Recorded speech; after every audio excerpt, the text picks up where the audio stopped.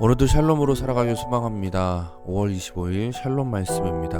사무엘상 21장 1절에서 15절까지를 함께 보겠습니다. 이제부터 다윗이 본격적인 고난의 여정이 시작됩니다. 근데 우리가 이 여정을 통해서 확인해야 될 것은 사울의 삶과 다윗의 삶이 얼마나 다른가 하는 것입니다. 하나님의 은혜 밖에 있는 자와 은혜 안에 있는 자의 차이를 우리가 중점적으로 염두하면서 함께 본문을 보도록 하겠습니다. 다윗이 노베 가서 제사장 아히멜렉에게 이르니 아히멜렉이 떨며 다윗을 영접하여 그에게 이르되 어찌하여 내가 홀로 있고 함께하는 자가 아무도 없느냐 하니 어, 이제 이번엔 노비라는 곳에 가서 아히멜렉이라고 하는 제사장에게 이르게 됩니다. 이 아히멜렉이 떨죠. 왜 떨겠습니까? 이미 분위기상으로 다 눈치를 채고 있는 거죠. 다윗이 사울에게 어떤 대우를 받고 있는지, 또 다윗이 혼자 왔다는 것이 어떤 의미인지, 다윗이 제사장 아히멜렉에게 이르되 왕이 내게 이를 명령하고 이르시기를 내가 너를 보내는 것과 내게 명령한 일은 아무것도 사람에게 알리지 말라 하시기로 내가 나의 소년들을 이러이러한 곳으로 오라고 말하였나이다. 근데 다윗이 거짓말을 하기 시작합니다. 자기의 어떤 안위를 위해서 스스로 뭔가 노력하는 모습을 보게 됩니다. 이에 당신의 수중에 무엇이 있나이까 떡 5덩이나 무엇이나 있는 대로 내 손에 주소서. 상당히 배가 고팠던 모양이에요. 그래서 제사장이 다윗에게 대답하여 이르되 보통 떡은 내 수중에 없으나 거룩한 떡은 있나니 그 소년들이 여자를 가까이만 하지 아니하였으면 주리라 하는지라.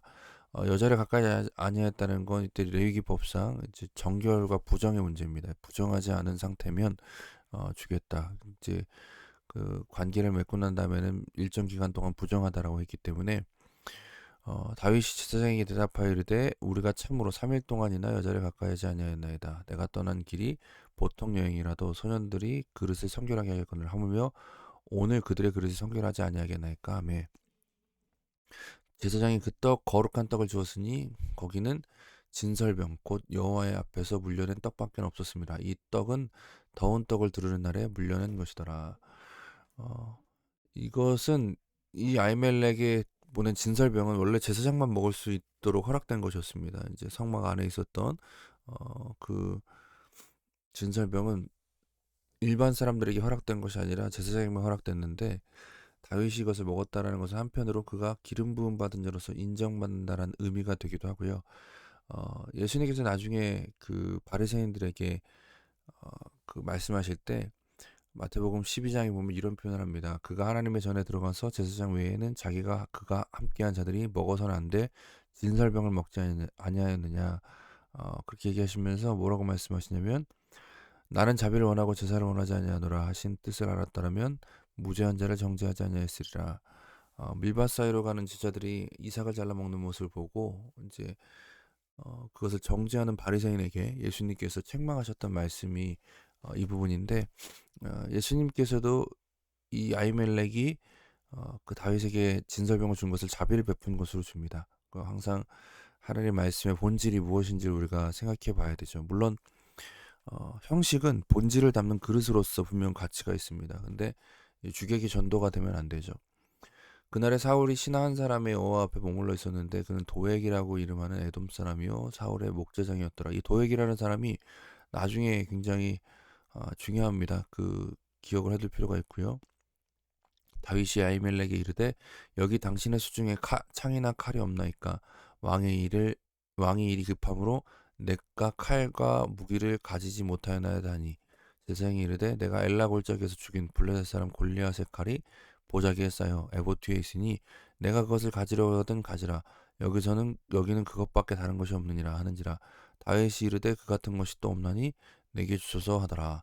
그날에 다윗이 사울을 두려워하여 일어나 도망하여 가드왕 아기스에게로 가니 다윗이 칼과 무기를 가지지 못했다라고 하면서 칼 없냐 이것도 웃긴 거예요. 제사장에게 무슨 칼을 찾습니까? 근데 어쩌면 다윗이 알고 있었을 수도 있고요. 제사장이 그래서 골리앗의 칼이 여기 있다라고 얘기합니다. 다윗은 그것이 그것 같은 것이 없다라고 하면서 되게 주서 얘기합니다. 우리가 앞서서 보았지만 블레셋은 철기 문화였고 아직 이스라엘은 청동기 무기가 태반이었을 때라서 요나단과 사울에게는 다 철로 된 칼이 없었죠.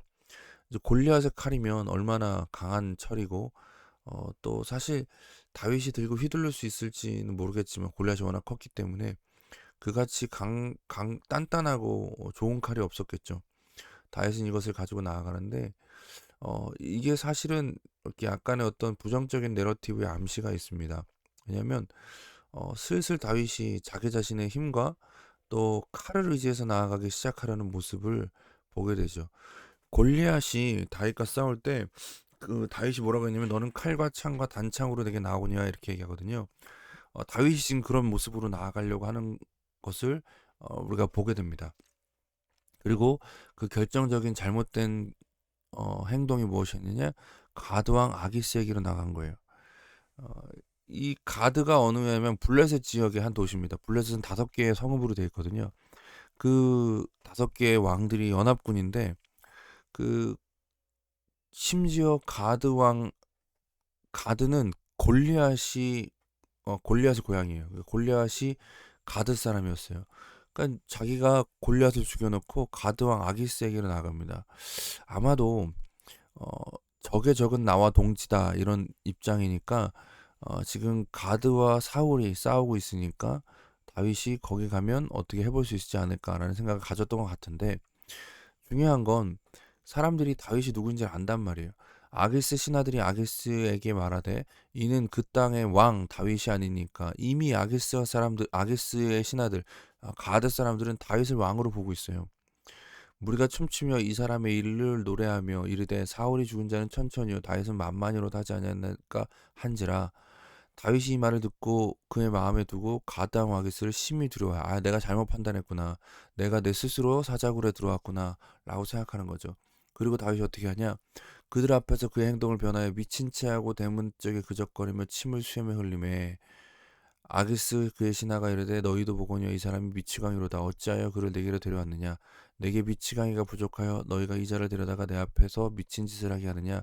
이 자가 어찌 내 집에 들어오겠느냐 아니라 미친 척을 하기 시작하는 겁니다. 고대 사회에서는 미친 사람을 건들면 부정탄다라고 생각했어요. 여기 몇 가지 의미가 있겠죠. 다윗이 두려워해서 그 미친 척을 하면 사실 가드에게 오는 게 미친 행동이잖아요. 그러니까 미쳐서 미친 행동을 해서 여기 왔구나. 제정신이 많았을 텐데 이렇게 넘어갈 수도 있고 한편으로는 아기스가 보기에도 다윗이 너무 어, 요즘 말로 짜친다 그러잖아요. 좀 안 돼 보이는 것 같아요. 그래서 그냥 넘어갔을 수도 있고 어쨌든 다윗은 굉장히 비참하게 굴욕을 당하면서 그 상황을 모면하게 됩니다. 말씀을 좀 우리 적용해 볼까요? 오늘은 이제 한 가지를 같이 할까 볼 건데 우리가 기억해야 되는 건 우리가 하나님 은혜 아래 있다라는 사실입니다. 신명기 말씀 보면 내 하나님 여호와께서 이 40년 동안 내게 광야의 길을 걷게 하신 것을 기억하라. 이는 너를 낮추며 너를 시험하사 내 마음이 어떠한지 그 명령을 지키는지 지키지 않는지를 알려 하심이라. 하나님께서 40년 동안 이스라엘 백성을 광야길 걷게 하신 이유가 뭐라고요? 내 마음이 어떠한지 알기 위함이라고요. 다윗이 겪은 고난의 여정은 그의 마음에 무엇이 있는지 드러내주는 여정이기도 한 것입니다. 다윗의 상황은 고통이었지만 하나님께서는 그 고통 속에서 늘 함께 하셨습니다. 다윗의 삶이 안전한 이유는 그의 능력이 출중하기 때문이 아니라 그가 하나님의 은혜 안에 있었기 때문입니다. 근데 다윗이 이 사실을 자꾸만 망각해요. 그래서 하나님이 아니라 칼을 의지하려고 하는 모습을 보이죠. 나중에 이 아기스 왕의 사건을 어, 그 회상하면서 지은 시가 시편 34편이거든요. 시편 34편에 아비멜렉이라고 돼 있는데 그건 이제 왕의 칭호입니다. 그러니까 그 미친 척하다가 돌아 나왔을 때 지은 시라고 돼 있기 때문에 이게 가드왕 그 아기스 앞에서 있었던 일을 회상하면서 지은 것이라 보게 되는데 많은 고백이 있는데 그 중에 하나가 이 시편의 주제이기도 한데 너희는 여호와의 선하심을 맛보알지어다 그에게 피하는 자는 복이 있도다라고 얘기합니다. 결국에 다윗이 깨닫게 된 것이 무엇이냐? 내가 내 힘으로 나아가선 안 되는구나. 하나님을 의지하는 것만이 나에게 유일한 방법이구나. 내가 살아갈 수 있는 길이구나라는 걸 깨닫는 거예요. 현실의 막막한 상황 속에서 다윗은 하나님이 아니라 다른 것을 찾게 됩니다. 그러나 하나님께서는 진짜 중요한 것이 무엇인지를 다시 생각나게 하셨습니다.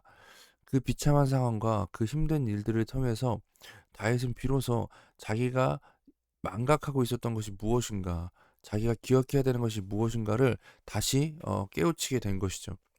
신자는 하나님의 은혜 아래 있다는 사실을 기억해야 합니다. 어, 이것을 기억할 때 우리의 삶은 하나님의 은혜의 영광을 나타내는 삶이 되어집니다.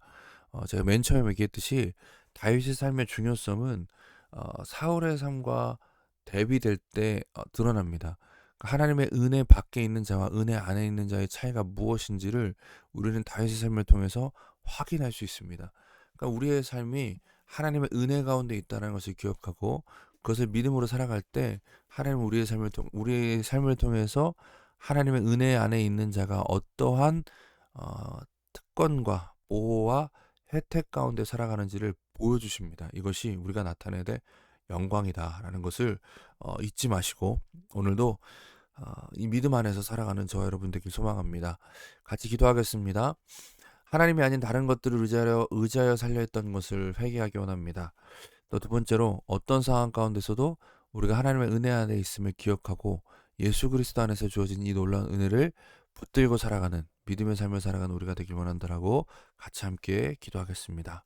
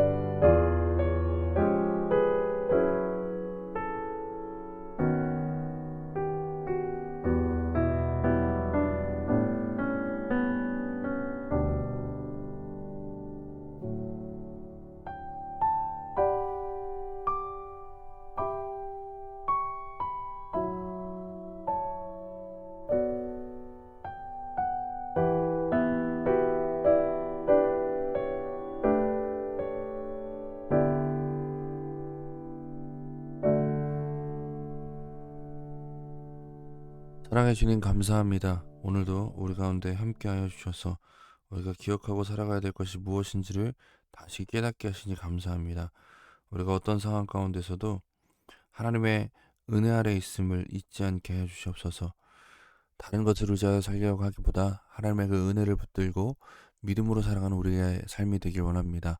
우리를 통해 영광 나타내 주시옵소서. 그렇게 오늘도 샬롬을 누리며 살아가는 우리 모두가 되게 하옵소서. 예수님의 이름으로 기도드립니다. 아멘.